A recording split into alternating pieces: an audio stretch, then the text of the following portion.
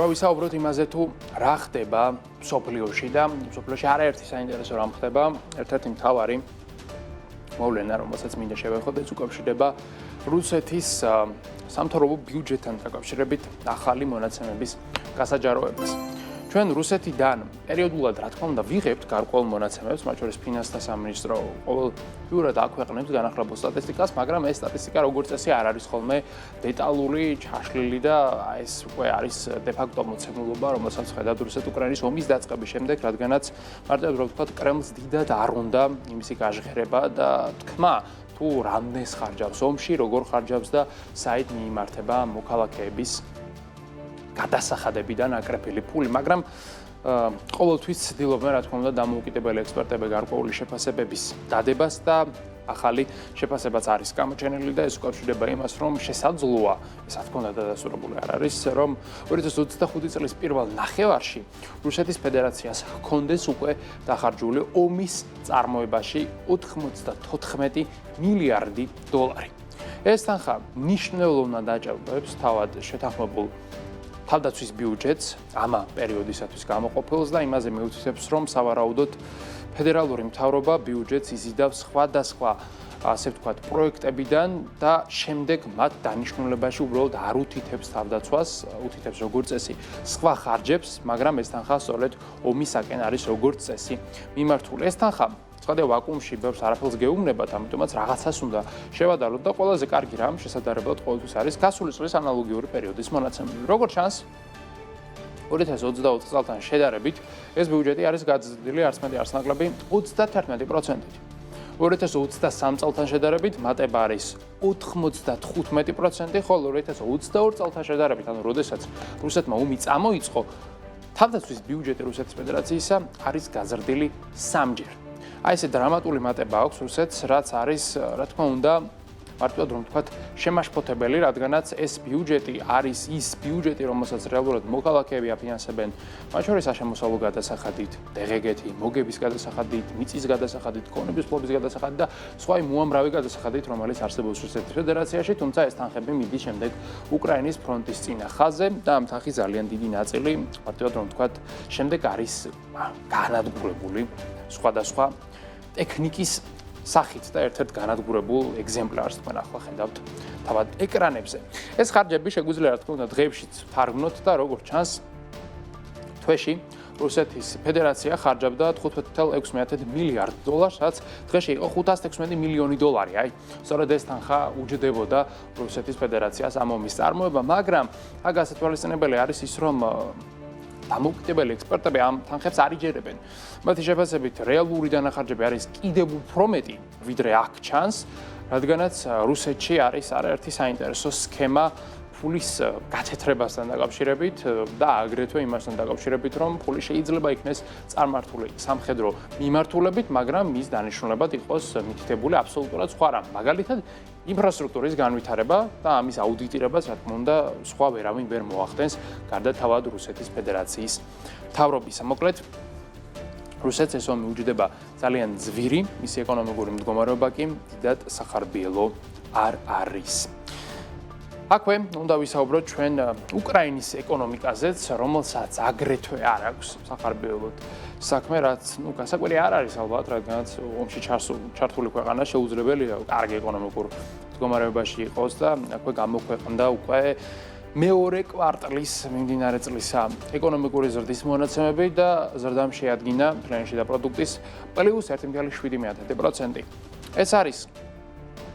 წინარე პროგნოზზე გაცილებით ნაკლები შედეგი, რადგანაც ანალიტიკოსებს ჰქონდათ მოლოდინი, რომ ზრდა იქნებოდა 2.5%-ის ფარგლებში, მაგრამ ვითარება გაუარეს და ჩვენ ვიცით ფრონტის ხაზზე რაც ხდება და შესაბამისად ეკონომიკაც ამით იღებს ძალიან დიდ დარტყმას, ამასთან ინვესტორებს მთლად პოზიტიური მოლოდინები, მარტივად რომ ვთქვათ, ომთან დაკავშირებით არ აქვთ, განსაკუთრებით იმის ფონზე, რომ სამშვიდობო მოლაპარაკების პროცესი უკვე არის იმდენად გაწელილი, რომ აქ რაღაც პოზიტიური დასკვნების გაკეთება არის რთული, განსაკუთრებით თუ კი გავითვალისწინებთ ევროპელი ლიდერების განცხადებებს, რომლებიც ამბობენ, რომ ომი სავარაუდოდ ხანგრძლივი იქნება და მისთვის უნდა მოვემზადოთ ეს, რა თქმა უნდა, ინვესტორების საქციელსა და განწყობაზეც ყისიერად აისახება. შედარებისთვის გეტყვით, რომ მიმდინარე წლის პირველ კვარტალში უკრაინის ეკონომიკა 0.1%-ით გაიზარდა, ანუ ამ კვარტალში, წინა კვარტალში შედარებით უკეთესი შედეგი ანაჩვენებენ, მაგრამ ის როგორც გითხარით არის მაინც შემორჩენილი, რადგან 2024 წელს მაგალითად ქვეყნის ეკონომიკამ +2.9%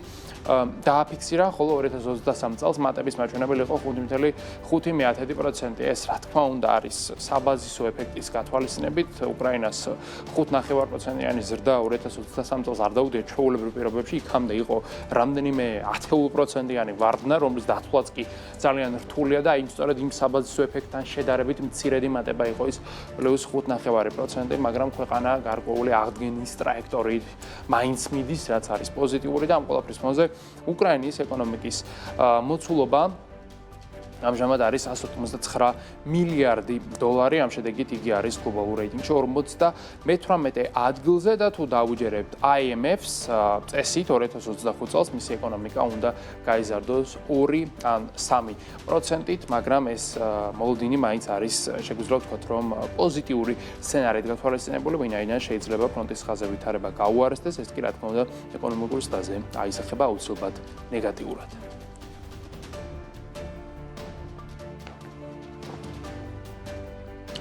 რუსეთ-უკრაინის ომთან დაკავშირებით კიდევ ერთი სიახლე გვაქვს, ეს უკავშირდება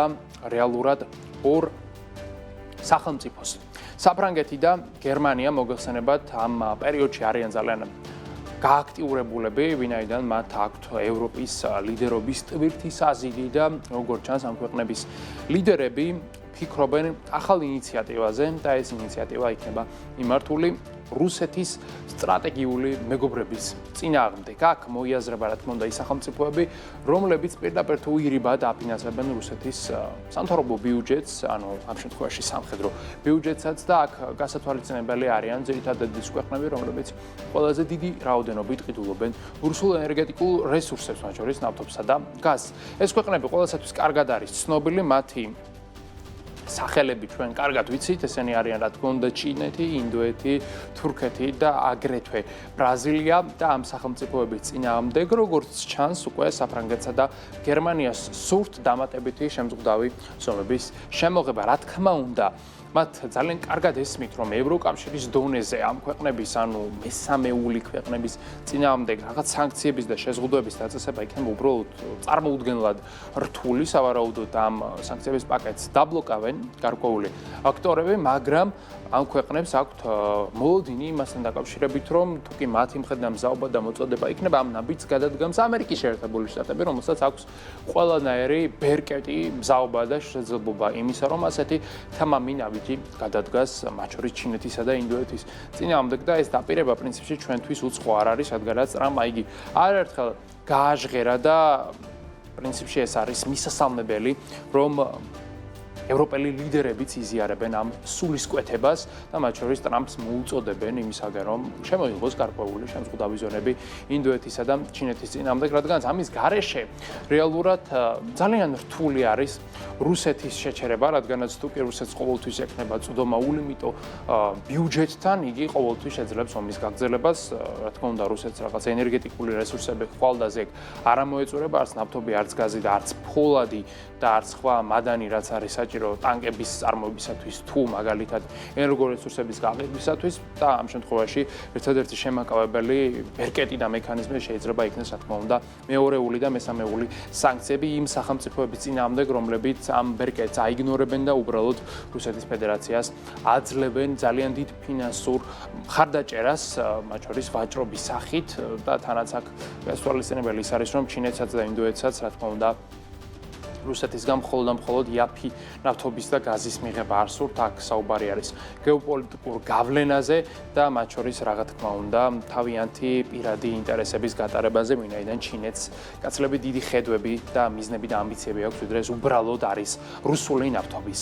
შესყიდვა. აქვე სანქციებთან, ტარიფებთან და შეზღუდვებთან დაკავშირებით გვაქვს ჩვენ კიდევ ერთი საინტერესო სიახლე და ეს სიახლე უკავშირდება ამერიკის შეერთებულ შტატებს, რომელმაც მიიღო ესეთი საინტერესო გადაწყვეტილება ორი ძალიან მსხვილი კომპანიის წინააღმდეგ. ერთი კომპანია ეს არის ყველაზე მსხვილი სამხრეთკორეული კომპანია Samsung Electronics-ი, მეორე კომპანია კი არის SK Hynix-ი. ორთავე მათგანი ჩვენთვის შეიძლება იყოს ცნობილი სხვადასხვა პროდუქტები, Samsung-ი მათ შორის ტელევიზორებით, მაცევრებით და smartphone-ებით, მაგრამ უერთავე მათგანისათვის შემოსავლის ძალიან მნიშვნელოვანი წყარო არის რეალურად მეხსიერების ბარათები, ნახევარგამტარები, კომპიუტერული პროცესორები და ჩიპები. ამ მოწყობილობებს რა თქმა უნდა ეს კომპანიები აწარმოებენ სხვადასხვა ქვეყნებში. სამხრეთ კორეაში მოგეხსენებათ რაიმის წარმოება არის უკიდურესად ძვირი, შესაბამისად Samsung-ი თავისი პროდუქციის მნიშვნელოვან ნაწილს აწარმოებს ჩინეთში. რაც არის საერთაშორისო აპრობირებული პრაქტიკა, რადგანაც მათ შორის ამერიკაც თავის პროდუქციას აწარმოებს ჩინეთში, მაგალითად Apple-ის სახით. მოკლედ, ამერიკის შეერთებული შტატების მთავრობამ, კერძოდ ტრამპის ადმინისტრაციამ დააწესა ახალი დამატებითი შეზღუდვები სწორედ ამ ორი კომპანიის წინააღმდეგ და მათ შეეზღუდათ ჩინეთში წარმოებული ნახევარგამტარების როგორც ექსპორტირება ამერიკის შეერთებულ შტატებში, აგრეთვე ამერიკული ტექნოლოგიის გაყიდვა თავად ჩინეთის ბაზარზე. ეს არის, რა თქმა უნდა, ძალიან მნიშვნელოვანი და კომპლექსური შემზღუდავი ფორმა ამ კომპანიებისათვის, ვინაიდან მათი წარმოების უდიდესი ნაწილი არის ბაზირებული ჩინეთში და ისინი უდიდეს შემოსავალს იღებენ ამერიკის შეერთებული შტატებიდან, თუმცა როგორც ჩანს, მათ მოუწევთ გადაწყობა წინააღმდეგ შემთხვევაში, უბრალოდ ვერ შეძლებენ ამერიკასთან ვაჭრობას, ხოლო ამერიკის ბაზრიდან გასვლა, რა თქმა უნდა, ყველა ტექნოლოგიური კომპანიისათვის არის მარტივად რომ ვთქვათ, ეკონომიკური სუიციდი, ამაზე რა თქმა უნდა, არც Samsung-ი და არც SK Hynix-ი არ წავლენ. ამ კომპანიებს მიეცემათ 120 დღიანი პერიოდი იმისათვის, რომ მათ მოახდინონ მიწოდების ჯაჭვის დივერსიფიცირება, ანუ მარტივად რომ ვთქვათ, თავიანთი ქარხნები გადაიტანონ სხვა ქვეყნებში, სასურველია ამერიკის შეერთებულ შტატებში, თუმცა ჩვენ კარგად ვიცით, რომ ამერიკაში ნახევარგამტარების წარმოება ამ ეტაპზე არის ტექნიკურ დონეზე შეუძლებელი, ამისათვის საჭირო ცოდნა, ტალანტი, მათ შორის ტექნიკური ინფრასტრუქტურა ამერიკაში უბრალოდ არ არსებობს, სავარაუდოდ სხვა პრეტენდენტებად, ჩინეთის ჩამონაცვლებლად გამოჩნდებიან, მათ შორის ინდოეთი, ვიეტნამი ან შეიძლება მათ შორის ტაივანიც.